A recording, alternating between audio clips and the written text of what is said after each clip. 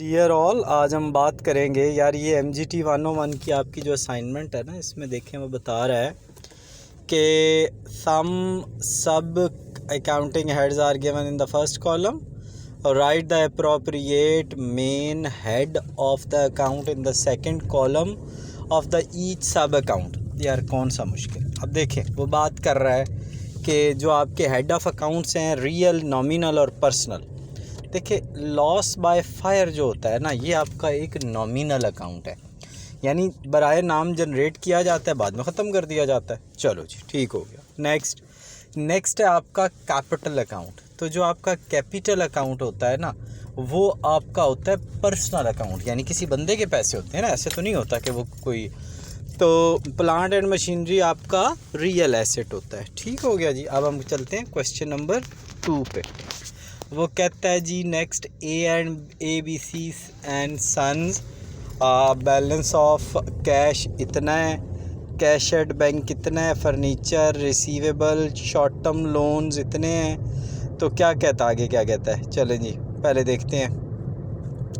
कहता है जी फर्नीचर परचेज अमाउंटिंग इतने from Shah, given cheque for 40,000 to Shah on the date and promise to pay this. तो करना क्या है इसका यार। Some of the transactions are given below. ठीक है, नीचे क्या कहता है, based on the above evaluate the amount of the balance of cash in hand. ये तो सॉल्व करना पड़ेगा। सॉल्व किए बगैर कहाँ होना है। कैश एट बैंक, फर्नीचर और शॉर्ट टर्म लोन। इसका मतलब है कि यार आपने इसके लेजर बनाने हैं। चले मैं पहले बता देता हूँ, ये जो 1,90,000 है ना, इसका कैश पे तो कोई इम्पेक्ट नहीं आ रहा।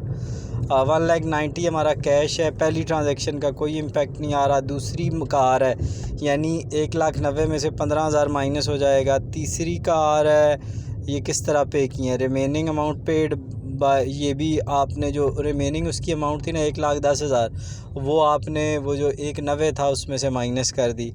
चेक का तो उसका बैंक पे इम्पेक्ट आएगा, और क्रेडिट पे बेचे हैं तो 20 वाली का कोई इम्पेक्ट कैश पे नहीं आएगा, 24 वाली का भी कोई इम्पेक्ट नहीं आएगा, और उसके बाद फर्नीचर पे बाय चेक कोई इम्पेक्ट नहीं आएगा। 40,000 आपने शॉर्ट टर्म लोन पे किया, ये भी 1,90,000 में से माइनस हो जाएगा। तो इस तरह कैश वाला अकाउंट निकल आएगा।